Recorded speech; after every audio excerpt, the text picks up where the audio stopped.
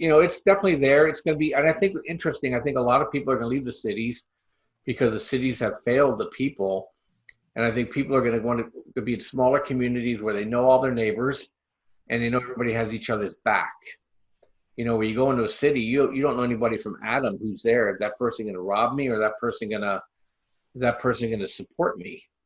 And I think you're going to see a lot of what I call inburb to exurb.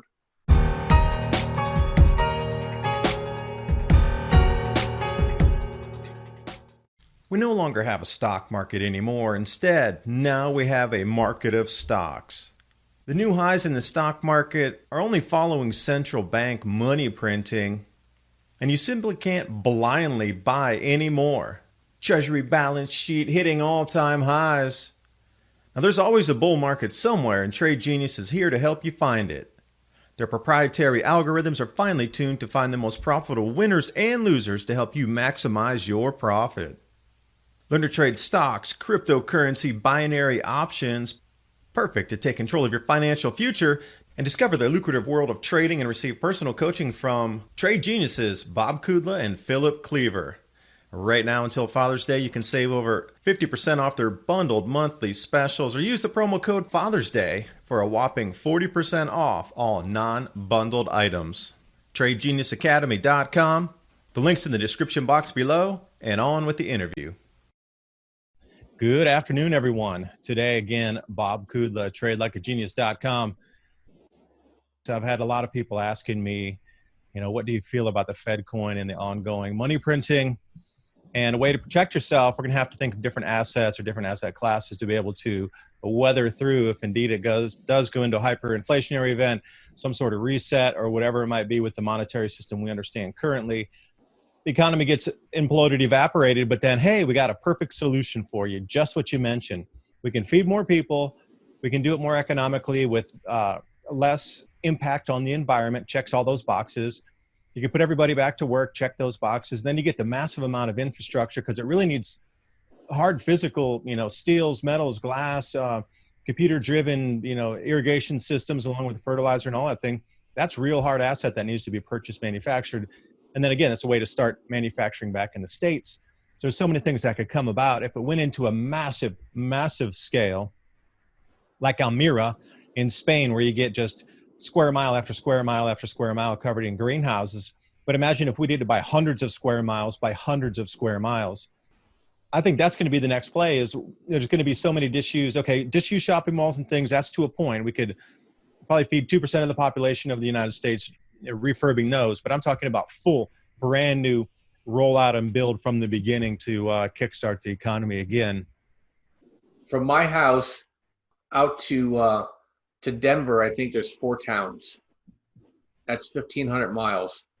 Okay, so there is a lot of empty land, and now with desal, San Diego is completely water independent. They just put a desal plant into Huntington Beach. I think they're going to do a couple more up in LA. So there's going to be water that'll be able to be diverted from the Colorado to Owens River back into ag. And they can run pipelines right out into the Mojave, and that whole area can be.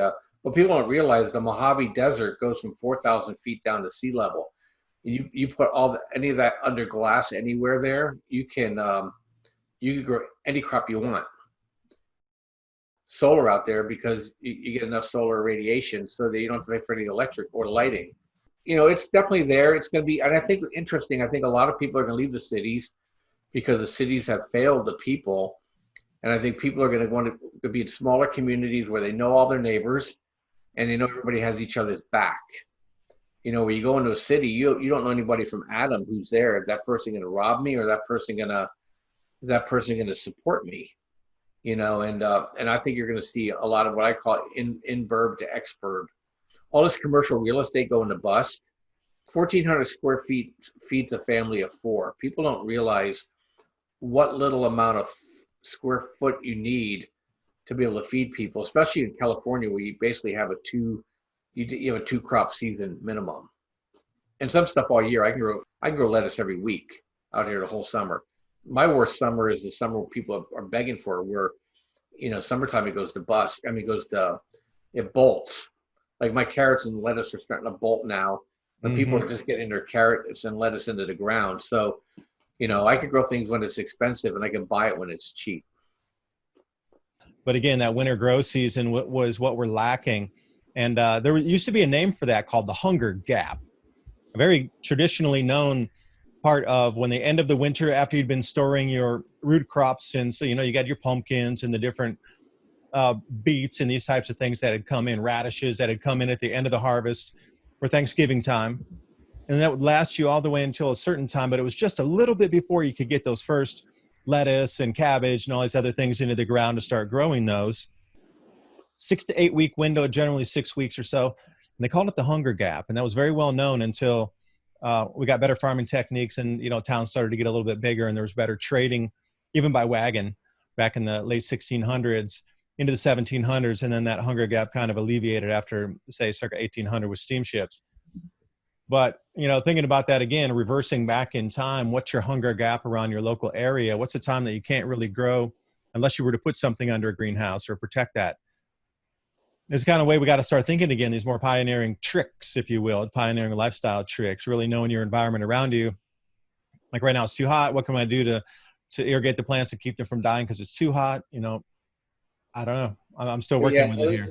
It's called, around here it's the Mexican gardening. So you put corn in the ground, you put squash, and you put beans, so you can go 3 crops. The pumpkins, they block the weeds, and the beans grow up next to the corn.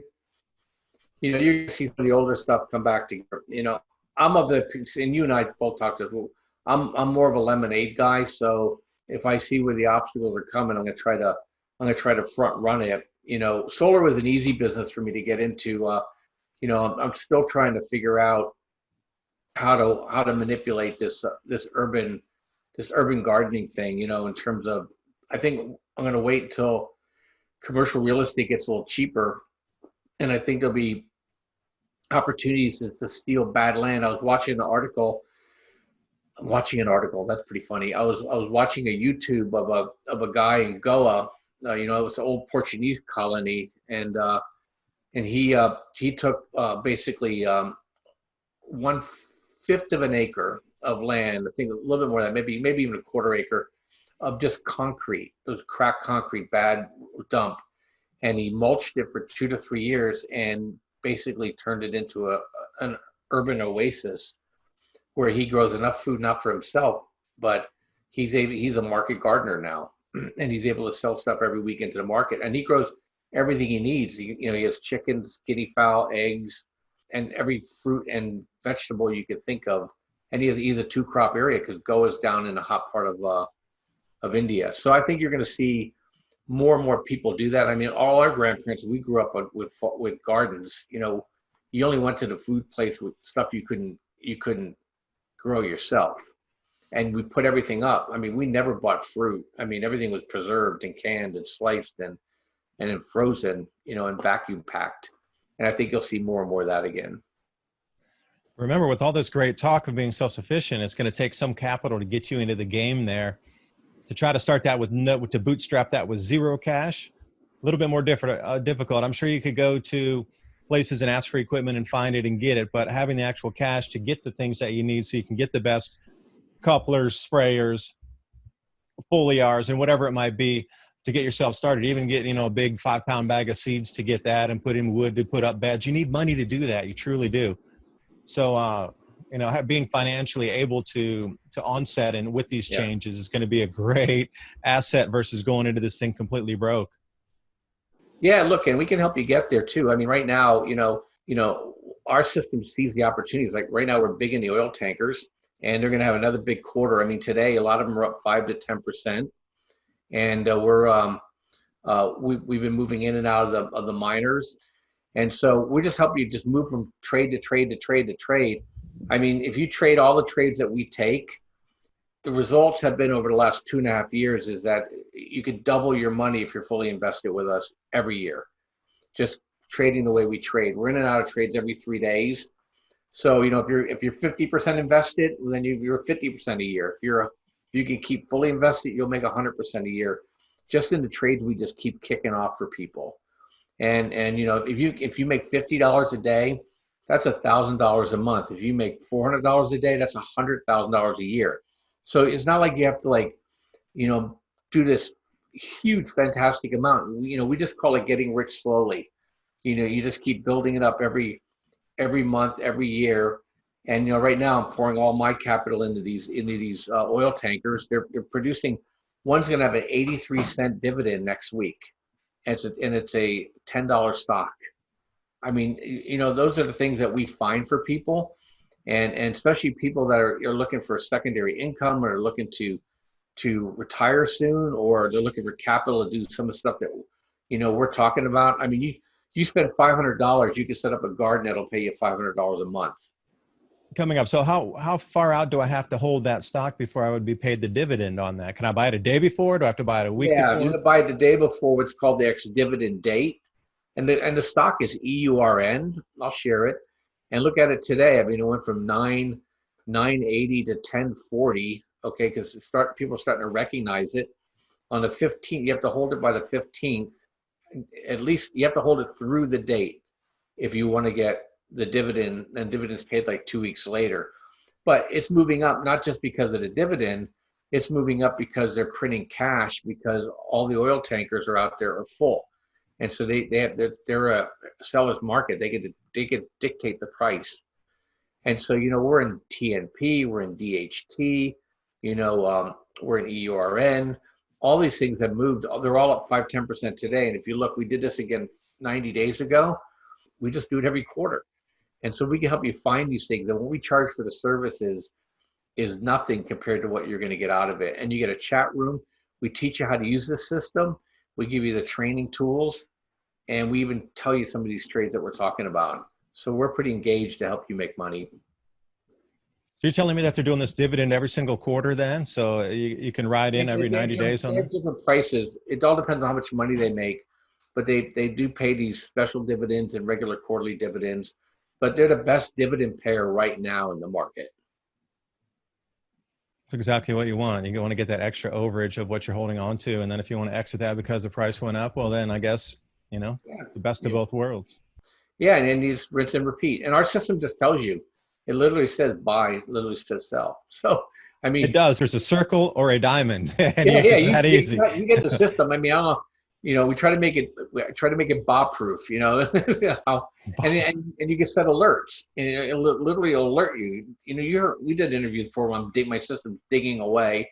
It's just telling you it's a buy signal, it's a buy signal, it's a sell signal, and you just go ahead and you just take the trades, and you'll do fine. And we don't do anything crazy. We don't do crazy stocks, and we don't promise the world or any of that stuff. It's just good old-fashioned momentum trading. That an algorithm is finding the opportunities.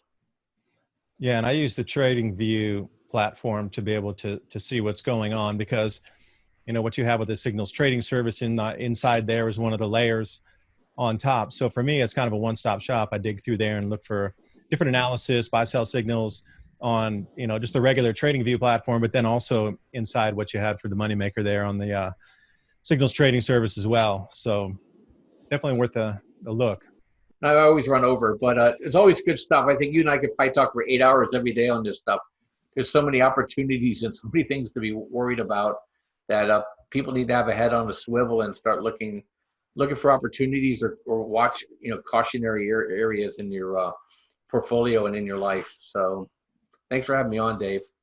Ken, I'll close off here as well, because the news that we're seeing today is just so incredibly negative. It's drawing this negative force is like pulling everybody's psyche and thought into this just super dark area of negative, like, oh, we're stuck in here, we can't do a thing.